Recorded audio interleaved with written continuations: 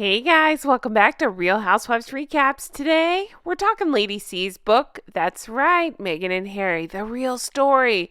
I thought this would be the last part, but this last chapter is so good. I'm going to break it up today and then probably tomorrow we'll finish up. But I did want to run something past you as we look at funny pictures of Meghan Markle. Here's my plan. All right. I'm recording this in advance. It's a crazy week because of Easter and all that stuff. Doesn't matter. I am trying to get my hands on the parody book, Spare Us. So I'm working on that. As soon as I can get my hands on that, I will dive into that book because I've had a lot of requests for that. And believe me, I'm dying to read it too. As soon as I can get my hands on that, that's what we'll do. It's proving interesting because they're not really releasing it here in America, but I'm working on that. Don't worry. Of course, we're all still waiting for the updated version of Revenge. I can't wait for that. Revenge!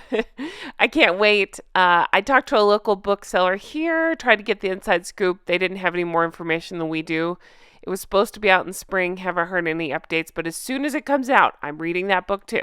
Now, I've heard Angela Kelly, the Queen's dresser, is working on a book about these two. And remember, she's the one that was involved, that Harry hates and talks smack about in his book. I love her. She's a trusted confidant of the Queen, and she's the one involved in the royal row over the tiara. So I kind of love her. I hope that this is the case. I would love to read her book as well. In the meantime, I'm going to jump into this one because she, in the description, calls Meghan the, quote, bratty princess in a loveless marriage.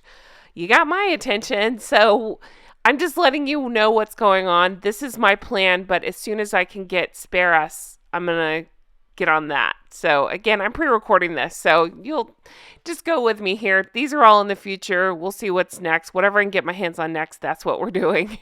But if I can't get Spare Us, I'll jump right into the Palace Papers. Okay. Got it? Let's get into this. All right. So in the background, again, more of my favorite pictures. This picture haunts me to my soul. And here's the backstory of this picture. This is one of those Reitman's photo shoot that she was allegedly a complete and total nightmare on the set of. We went into it deep in the Revenge recap. So just think about that when you see these haunting pictures. Just, ooh, scary. So again, if you're reading along with me, I'm on page 371. Lady C is continuing discussing their finances and saying short of a few good deals, bringing in a minimum of 30 or 40 million, just those numbers, per year, it becomes impossible to maintain the lifestyle without outside assistance. Getty, what? Only when the benefactor who... She goes into the story of King Juan Carlos and King Abdullah and how he helped Juan Carlos when he was poor. Anyway, they're saying they're hoping, Meghan and Harry are hoping for a Hail Mary like that. Now, funny enough, I just talked about this. I put out a video last week about how they actually did have two big benefactors as it was discovered when they filed the Archwell paperwork. One was 10 million donor and one was, I think, 3 or 4 million donor. So Jay made the joke. It was Oprah and Gail. That makes me laugh. That's all I can think of. Lady C in the last part speculated that Bill Gates had given them money. All right. So Harry and Meghan were casting a wide net and they were hoping to sell all those tchotchkes. Remember they... copyright, trademark, whatever, hundreds of Sussex royal things, from pins to hats to everything in between. It's just absolutely ridiculous.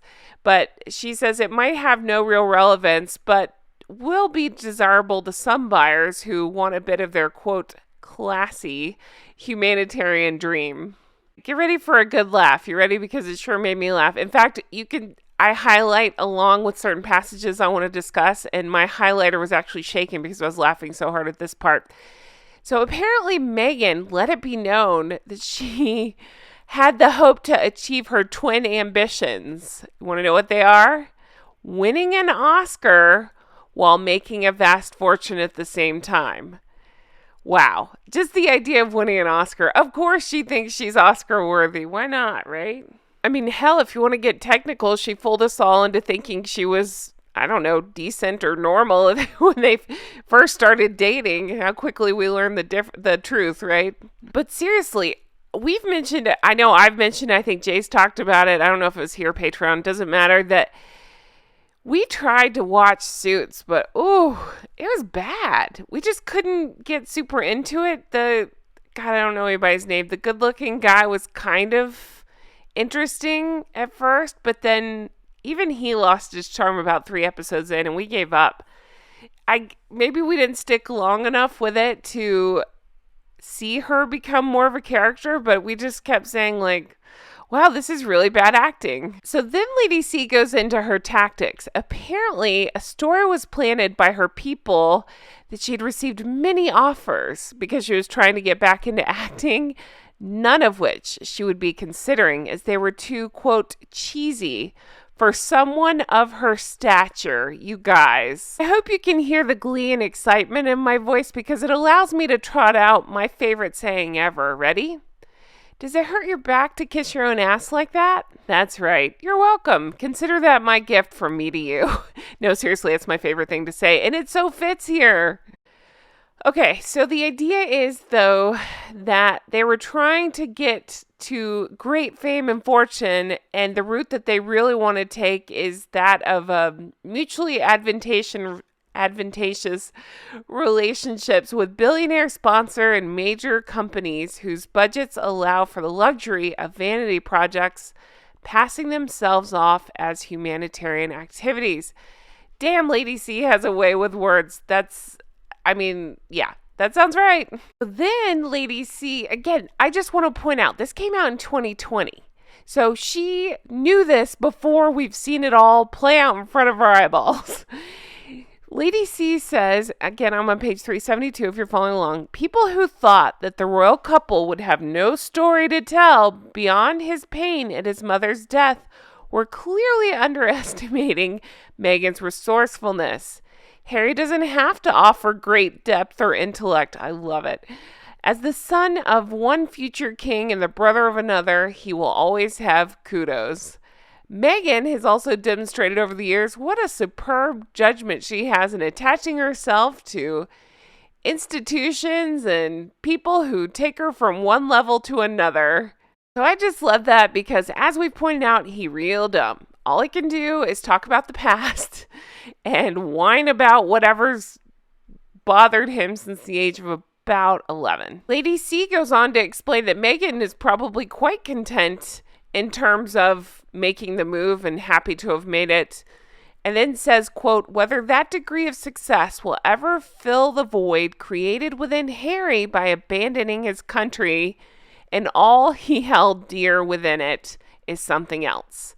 Now, I tended to agree with this statement, but then I see his stupid ass behavior in front of the court and this privacy thing and the way he's continued to treat his family. I'm like, no, he doesn't get a pass just because he's stupid and pathetic. He's just as much of an asshole as she is. So Lady C goes on to say, even if they divorce in the future, Meghan's plan is still successful because by then, Lady C predicts they'll be multimillionaires. They'll have been acknowledged as humanitarians as they're aiming for, apparently.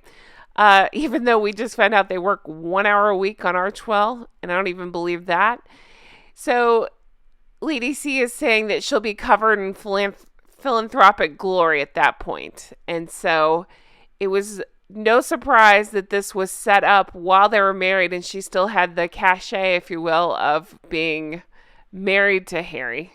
Predicts that it will be Harry who falls by the wayside. Now, this is pretty funny. Think Lady C here. Page 373, she puts in a line that says, talking about Meghan, quite possibly like Jackie on the deck of some billionaire's super yacht. Talking about what would happen if they split.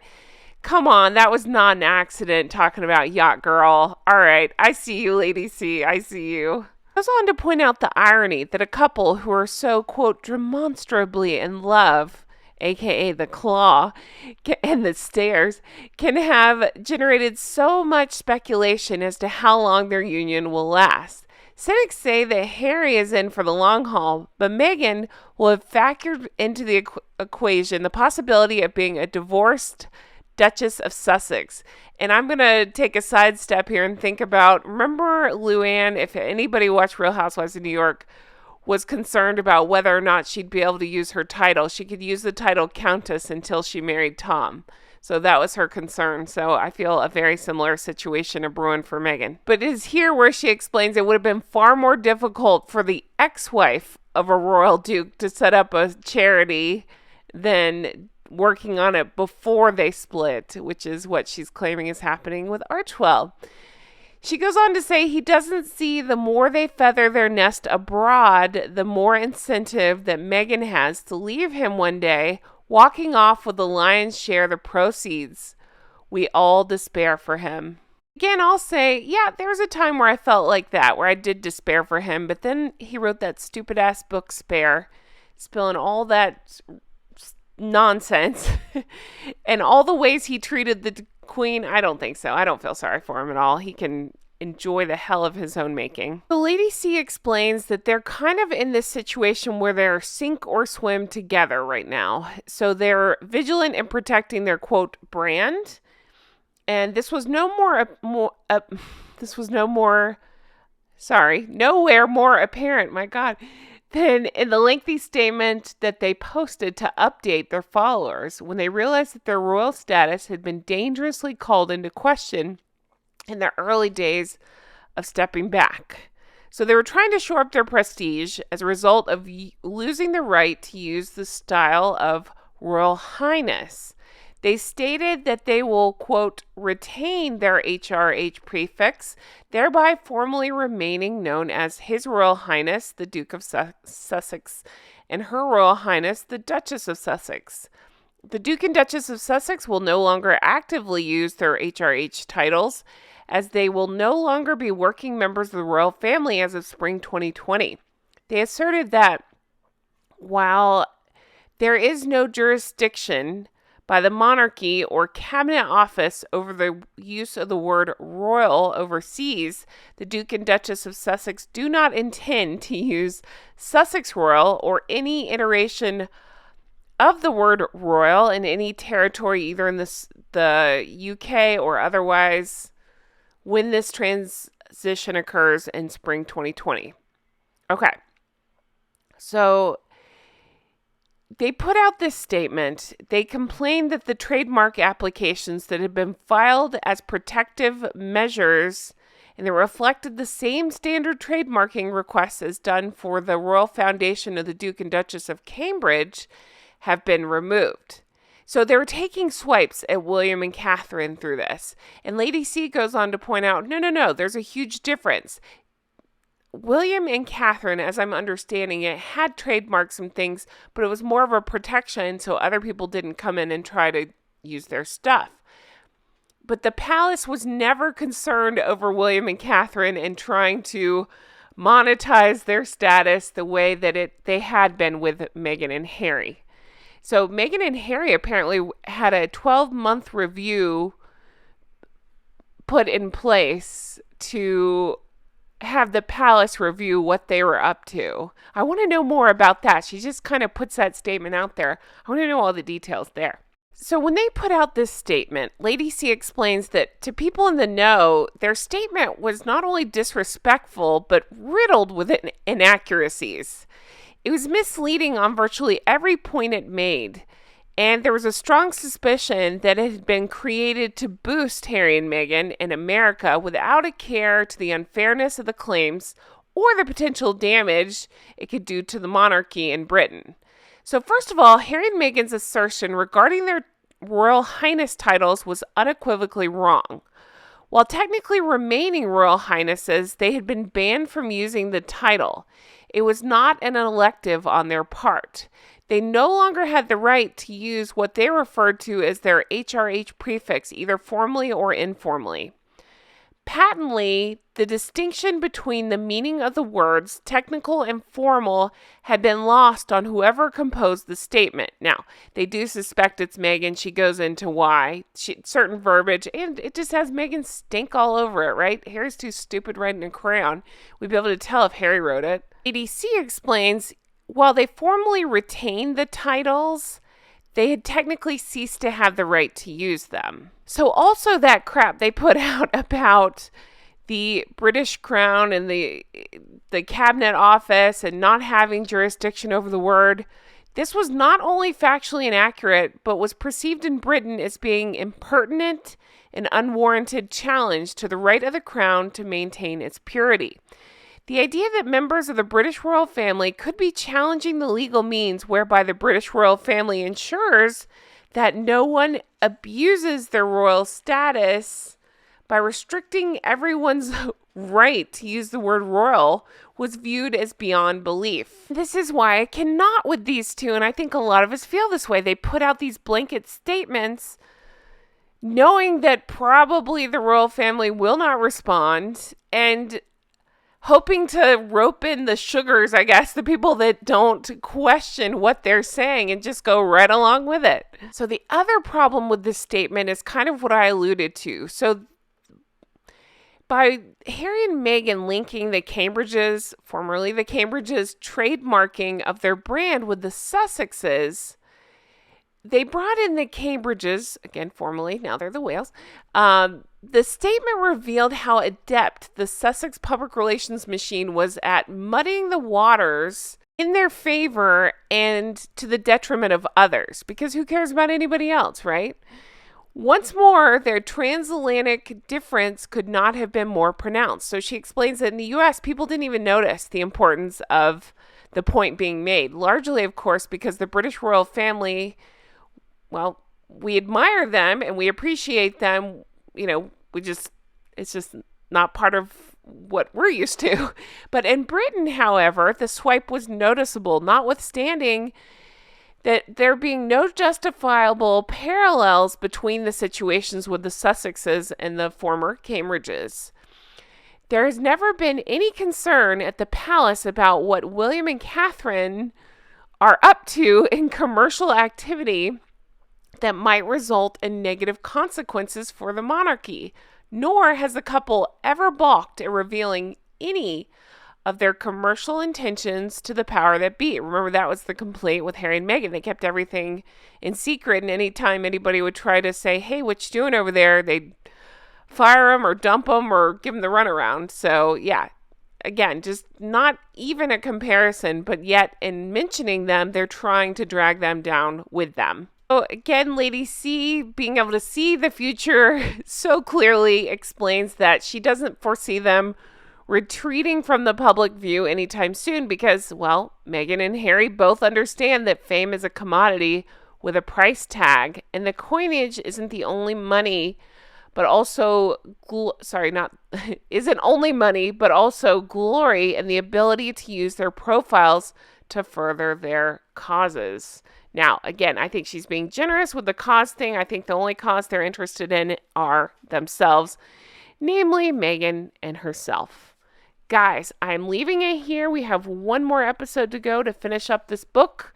Refer back to the beginning of this video to know my plan. Again, this is recorded in advance, so I'm hoping I will have a copy of Spare Us in my hands, and you'll see the seamless transition. But we'll work on this together. We'll figure it out. No big deal. I'm excited. You know, I'll keep deep diving and spilling the juice, the dirt, whatever you want to call it. You know, that's what I love to do. I can't thank you enough for being here and for watching. I really do appreciate it.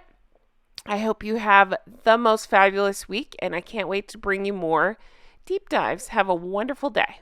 If you want to further support the show, I do encourage you to check out my Patreon. I do a lot of extra content over there, deep dives, lots of fun stuff. I even cover episodes of Sex and the City if that's your jam, but a lot of Harry and Meghan stuff. So check that out. It's patreon.com/Sussex patreon.com/Real Housewives Recaps. That's where you can become an executive producer. I'd like to thank my executive producers so much for all the support. So I'm going to read your names, and if you want to become one, check it out on patreon.com. So a huge thank you to Linda. Thank you, Melissa. Thank you to Paige. Thank you, Teresa. Thank you to Mary. Thank you, Amy. Thank you, Mr. K. Thank you, Kay. Thank you, Shauna. Thank you, Brenda. Thank you to Aaron and Frank. Thank you, Kristen. Thank you, Ann M. Thank you, Amanda. Thank you, Ann H. Thank you, Karen. Thank you, Corey. Thank you, Glennis. Thank you, Karen. Thank you, Dewey. Thank you, Patty. Thank you, Adair Becker. Thank you, Erica. Thank you, Amber. Thank you to Annette. Thank you, Barb G. Thank you, Diana, LOL. Thank you, Andrea. Thank you, Allison B. Thank you, Jean. Thank you to Lori. Thank you, Pauline. Thank you, KT. Thank you, Jolene. Thank you, Stromboli. Thank you, Catherine. Thank you, Loie. Thank you, Lucy. Thank you, Georgia. Thank you, Susie. Thank you, Nikki. Thank you, Robbins Landing. Thank you, Helen. Thank you, Maura. Thank you, Ashley C. Thank you to Molly. Thank you, Amber. Thank you, Ashley. And thank you, Amanda. And if you want to be part of the group and get your name shouted out and check out more content, more deep dives, check out my Patreon, patreon.com/Real Housewives Recaps. Guys, thanks so much for being here. I can't wait to bring you the next part of this book. Have the best day. Bye-bye.